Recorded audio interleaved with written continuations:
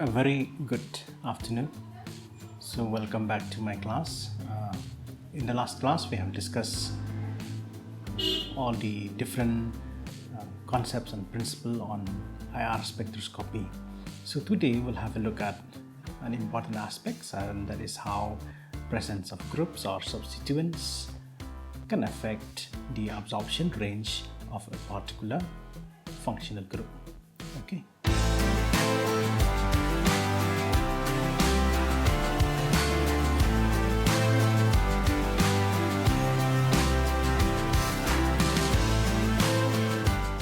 So, what are the effects that can be seen on an IR band? One of the most important effect is the conjugation. Now, by resonance or conjugation, it lowers the energy of the double bond. If you have a double bond or if you have a triple bond, and if it is in conjugation with another double bond, then it will lower the energy of that bond. So if it lowers the energy, what does it mean is that it will then absorb at a slightly lower frequency. Okay, so let's have a look at these two examples. Here both of these are carbonyl compounds, but the frequency of absorption, one is a lower frequency than the other. If you look carefully at both of these, you will find that this one does not have any conjugation. Okay, so if you look at this group, this is like an isolated carbonyl group, but this on the other hand is in conjugation with the ring. So here, due to the resonance and conjugation, it lowers the energy of the carbon oxygen bond in this case, and there's a decrease in the frequency from 1715. Now the frequency absorbed is 1684.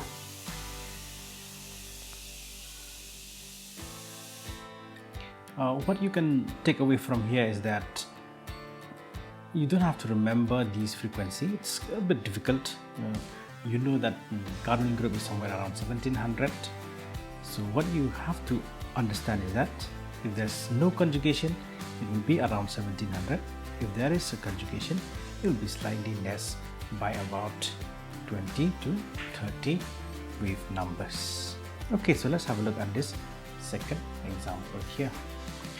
Now we have this disubstituted benzene here, so the carbonyl group, and also we have this substituting group here. So this will contribute to the resonance of the ring, so depending whether it's contributing or non-contributing. NH2 will contribute the most because it has got a lone pair. CH3 will donate, it's an electron donating group, but then it will donate via what is called as hyperconjugation. Okay, now Cl will also contribute because it has got lone pair of electrons, but we also know that chlorine is highly electronegative, so both the electron donating capability because of the presence of lone pair, and also another thing is that it is highly electronegative, so via inductive effect it will pull electrons. Then we have nitro group, which will not contribute via resonance, so this will instead pull out the electron from there.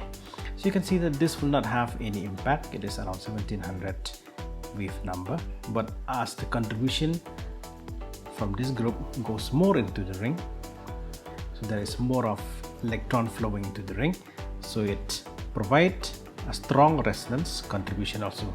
So not only that this is in conjugation with the ring, you also have this group now which starts contributing into the ring. So there the frequency decreased slightly. As this increase, so the contribution from CH3 is more compared to that of Cl. So from 1700 now it is 1687, and as you go to NH2, this is the most contributing here in this case, therefore the decrease is more. So you can see here is that it's not only about being in conjugation, it's not only about resonance, it also depends on whether that resonance will contribute more into the system or the resonance will not contribute much. NH2 is a very strong resonance contributor, whereas this NO2 is a very poor resonance contributor. So what we can understand from here is that in general, conjugation will decrease the strength of a bond, whether it's a double bond, whether it's a triple bond, but at the same time it also depends on how much the contribution from the groups take place. Now let's have a look at the second effect, that is steric effects. Now this is not that important in IR spectroscopy unless they reduce the strength of a bond. Now this is usually on pi bond. Okay, if suppose this group is somewhere on this side, it will not have any effect. But if you look at this one, this is where this group is supposed to absorb. Now if you remember correctly, only carbonyl group is supposed to absorb at 1700, but this is in conjugation with this group, therefore it absorbs lesser than that. And now, because of the presence of the CH3, instead of absorbing at this frequency, it absorbs at a slightly higher frequency. So why is that? Well, the main reason for that, this methyl group that is present in this particular position, it causes a slight steric effect. Okay, so there's a slight steric effect between this group and this group. Therefore, I will just redraw it here, just this part. Okay, so this is supposed to be a planar. This is supposed to be a planar structure, but the presence of the bulky CH3 group here will have an interference with this CH3 here. Okay, and these two will interact, and because of that, the plane is slightly twisted. So instead of having, say, oxygen here, then a carbon there, then another carbon, if we view from this angle, this becomes slightly twisted, it becomes something like this because of the presence of these Me group. Okay, now because of that, what happened is that instead of having a perfect sp2 hybridized carbon on this and this, it is not perfect anymore. So this has become twisted slightly, and this also become twisted slightly. Therefore, because of this slight strain, which is caused by the hindrance, so there's a slight strain on this bond angle. Instead of being 120 like this, it becomes slightly twisted. So because of that, there's an increase from the expected absorption frequency. Okay, so steric effect will not play much of an important role except if it interferes with a pi bond. If this is a sigma bond, if it is this group, then there will be no effect even if you have a strain loss, because IR will be active only on this side. So there will be no effect on that one. Okay. Now, another effect is on the strain, where the more the strain, like in the case of this example, we have this, all these are carbonyl groups, but the ring size is different. Here we have a 3 ring, 4, 5, 6. If you remember the Bayer strain theory, the smaller the rings, the more the strain, because this is supposed to be planar. Now, let's have a look at the carbonyl group. This carbon atom here is supposed to be sp2. That is because it's a carbon bonded, doubly bonded to an oxygen. But sp2 is supposed to be 120 degrees bond angle. But as you go to smaller rings, that deviation is there. So you go to the smaller and smaller rings, the deviation is even more. Okay, so there's it causes a slight change in hybridization. So from an sp2, because now it becomes slightly smaller in the ring, so there's a change in the hybridization. Therefore, there's also a change in the bond strength. So here we have the bond strength is stronger. This is almost like as if you have a carbon triple bond oxygen. Okay, because the bond angle here is, this one will be slightly more than 120. So it's going towards 180, that is sp hybridization. So because of this effect, the smaller the rings, the higher will be the frequency, and the lesser the strain or the larger the rings, lower will be the frequency that it will absorb. Okay,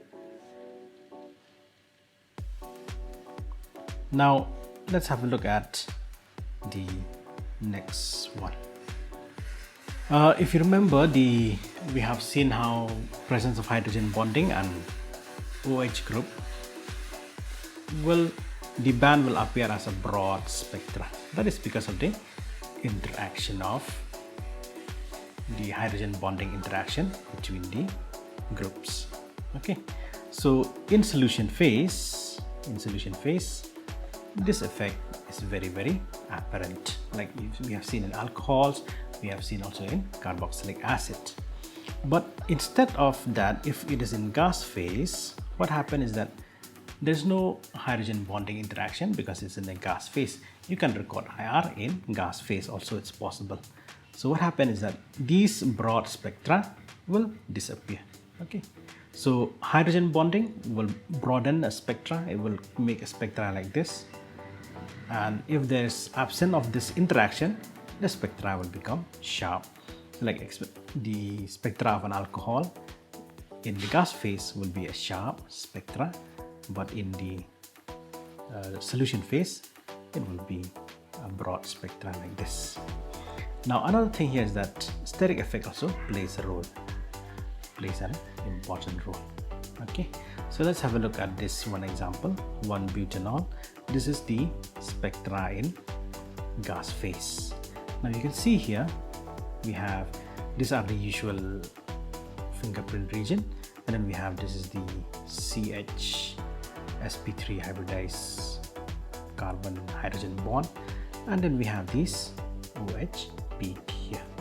So we have a sharp spike of the OH peak, and it's not broad. If this is in a solution phase, we will see something like this. Okay, so hydrogen bonding will broaden a band. Now if suppose there is an alcohol group and there's high steric hindrance, that will also decrease the broadening effect. So let's have a look at the example here. Now we can see here, this is a phenol group, but it is highly hindered because of these three tertiary groups. Okay, so each of these is a CH3, this is CH3, this is CH3, this is CH3. So this is highly hindered. If I redraw this part, it will look something like this. We have CH3, CH3, CH3, and then OH. And then on the same side also, we have like that. So this is highly hindered. This OH group now is highly hindered. So if it is hindered, what happens is that it will not be able to interact in the form of hydrogen bonding. So even in solution phase, we will see this kind of a spectra. So this is due to steric hindrance. We will see this, we have a sharp peak on this one. Okay, so that is the effect of this. Now, hydrogen bonding can also interact with other functional groups to lower the frequency. Now here this is because of intramolecular hydrogen bonding. So if you have intramolecular hydrogen bonding, this will lower the frequency because this will interact with this one. So we can consider this as this bond now will become something like this. I'll just draw this part H bond to this oxygen. So to some extent this will decrease the bond strength between the carbon oxygen. So instead of being a double bond, now it becomes a partial double bond. Okay. Now the last effect that I want to discuss is anything that change the electronegativity of a carbon atom or of any groups due to the presence of other groups around. It will also have an impact on the strength of IR. Okay, so let's have a look at this kind of a group. So we have two R group that are present here, and we have this double bond here. So this group will be IR active.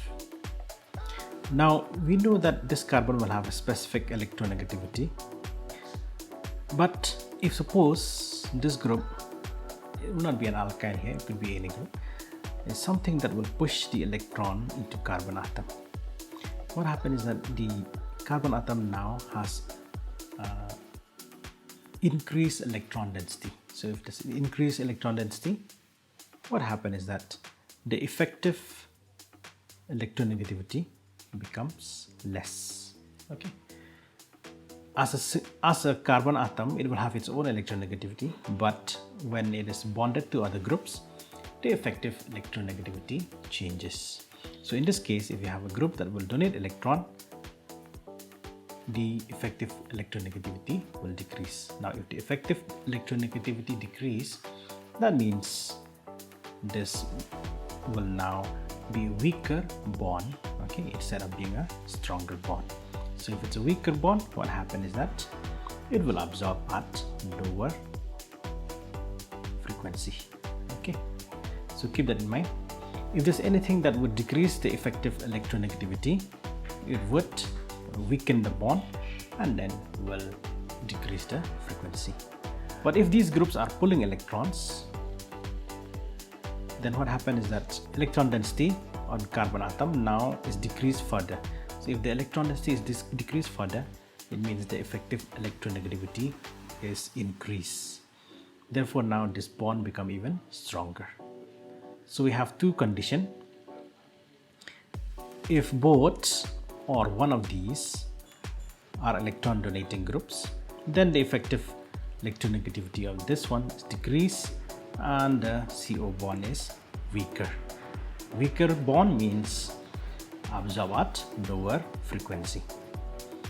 Case number 2 is that if both of these are electron withdrawing, or maybe one of these is electron withdrawing, then the effective electronegativity is increased and then the CO bond becomes stronger in this case.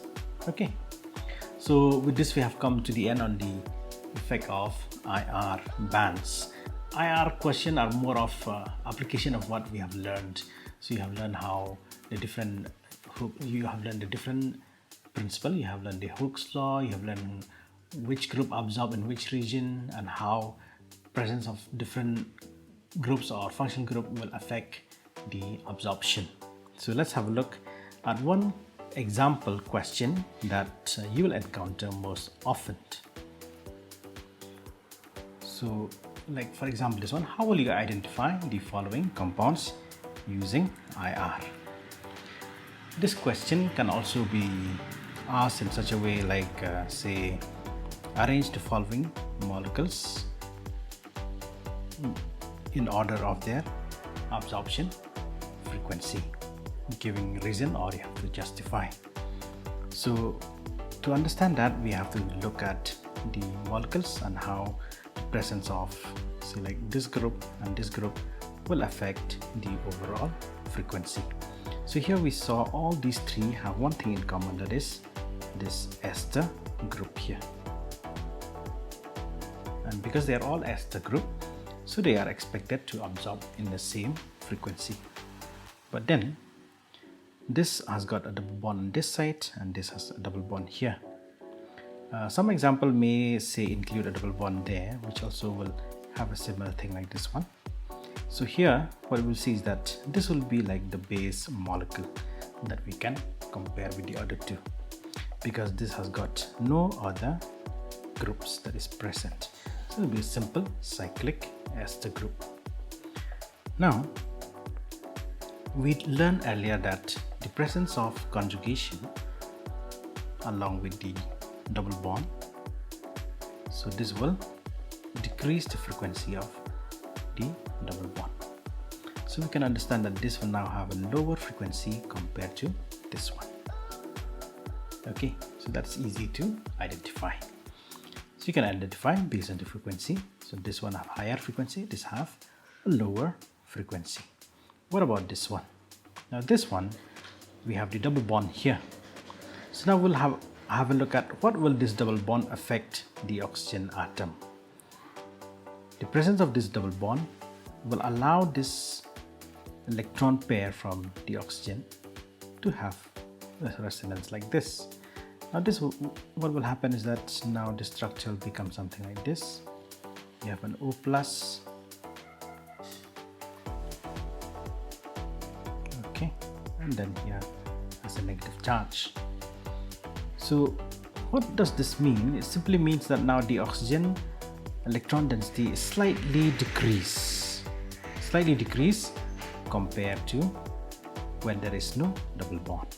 Okay, so the electron density on this is slightly less than that on this or on this one due to the presence of this double bond. Now because this has got lower electron density, so that means its effective electronegativity will be higher. So this being a slightly stronger electronegative oxygen relative to this one, so it will pull electron from this carbon. Now what happens is that this carbon now will have a slightly decreased electron density, and because of that the carbon will be of higher electronegativity or higher effective electronegativity. So this will then make the bond slightly stronger. Okay, so if there's an increase in the effective electronegativity of the carbon atom, it would make the bond stronger. So from here we can say that if the bond is stronger, then this will absorb at a higher frequency compared to this. Okay, so this the frequency of absorption might not differ by much, maybe by 20, 30 or 40 wave number, not much of an effect, but that will allow you to identify these three different compounds. You'll identify how? By looking at the different frequencies. So if you know the frequency, if you have three compounds and you take the IR spectra, then after you saw the frequency, you'll find that this will have a frequency lower than this on the right side, whereas this one in the middle will have a frequency higher than this one on the right side. Therefore, we can arrange these molecules in order of increasing IR frequency in this way. So this is the lowest, and as you go to the side is higher and higher. Okay, so I hope with this you'll be able to identify the IR compound, you'll be able to compare, or you'll be able to understand how IR spectroscopy works. Most of the IR spectroscopy question will come in the form of application of what we have learned. Okay, so that's all for today.